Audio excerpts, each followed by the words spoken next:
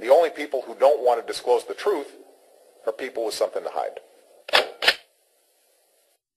Hello, this is Carl Gallups. Welcome to this special Freedom Friday Commentary edition. Michael Shrimpton is a member of the bar in Great Britain and a specialist in national security and constitutional law, also strategic intelligence and counterterrorism in Great Britain and the USA. He has a wide-ranging connection with Western intelligence agencies and among ex-Soviet bloc agencies. He is also an adjunct professor of intelligence studies, Department of National Security, Intelligence and Space Studies, the American Military University, teaching intelligence subjects at master's degree level to intelligence officers. He has represented the United States and Israeli intelligence officers in law and has briefed staffers on the Senate Select Committee on Intelligence and the Joint Congressional Inquiry into 9/11, also addressing panels on terrorism in Washington, D.C. and Los Angeles. In other words, this intelligence specialist, Michael Shrimpton, knows his stuff. In a video of which I was recently made aware, this intelligence professional, Michael Shrimpton, says Obama was born in Mombasa, Kenya. Those who don't know the problem with Obama, and by the time this is viewed on the internet, it will probably be all over the newspapers. He was born in Mombasa in Kenya. It's very interesting because that sits on British intelligence files. His father was close to the Mau Mau. He used to run guns and money into the Mau Mau. He was a link man between the Mau Mau and the German intelligence network in East Africa. And Obama was born in Mombasa in about 1960. His mother, we think, was one of Obama Sr.'s many mistresses. And the woman who is now dead, who is allegedly his mother, wasn't pregnant in July 1960. He says that this information is within British intelligence files, hard copy documented.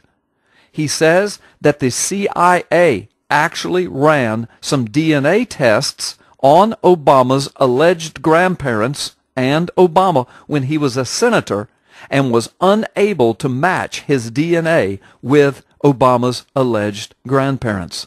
He also said that the Clintons know this information, that he made them aware of it, that John McCain knows this information, that Senator John Edwards knows this information, that a former director of the CIA under Bill Clinton knows this information and does not deny it.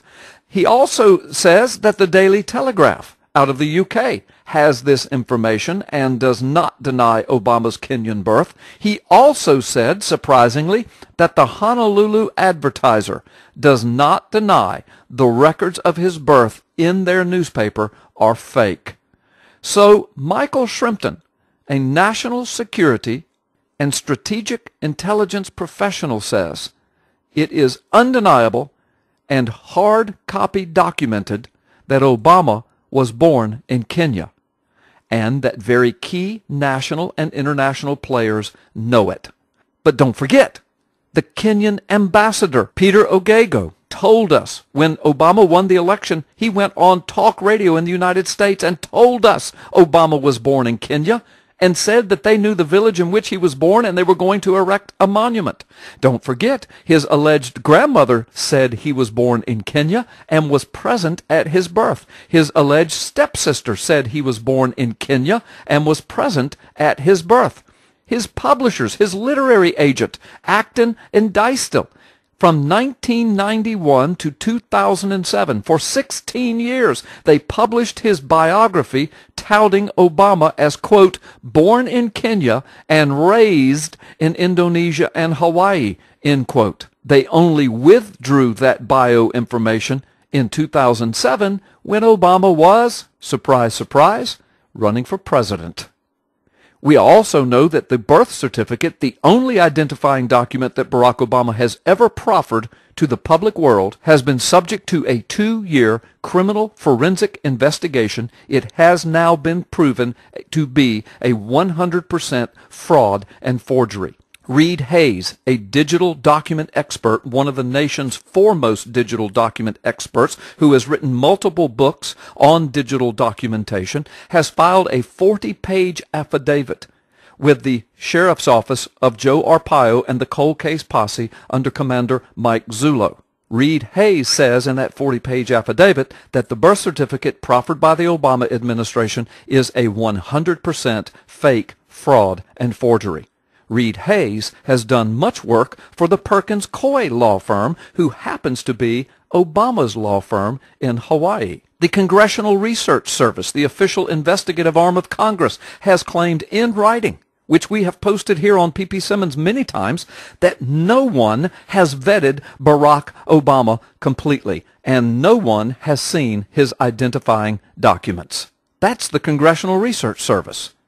And now we have this striking information coming from this intelligence professional who says that it is documented. It is well known by high officials nationally and internationally, Obama was born in Kenya. So you might ask, well, so what if Obama was born in Kenya? Well, let me tell you, so what? That makes him an unconstitutional president. It makes him an unlawful man in the White House.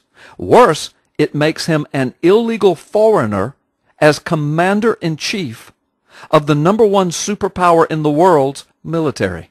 It makes him an illegal foreigner with his finger on the red button. It makes him the one who has instigated the downsizing of our military, an illegal foreigner. It means an illegal foreigner has caused the destruction of our medical system. An illegal foreigner has increased our national debt beyond recovery and the certain destruction of our economy. And even more sinister than that, if Barack Obama was born in Kenya, as this intelligence officer says, as the ambassador said, as his grandmother said, as his stepsister said, as his publisher said, if he was born in Kenya, it means that he ran for office as president on purpose with full knowledge that he was not constitutionally eligible, and he has spent the last 5 years lying to the American public, the American Congress, and the American courts, and the American media. And that means that he and his operatives have spent the last 5 years hindering legitimate investigations and concealing the truth. It also means that a foreigner is in the White House and needs to be immediately deposed. But you know who I hold most accountable for this atrocity if he was born in Kenya? Congress and the Supreme Court. Both have refused to do their constitutional duty to vet, investigate, and expose this historical and national tragedy. Equally responsible is the mainstream media, which has spent most of its time trying to marginalize rational thinking people who are simply looking at the evidence before our own eyes, declaring, wait a minute, this emperor has no clothes.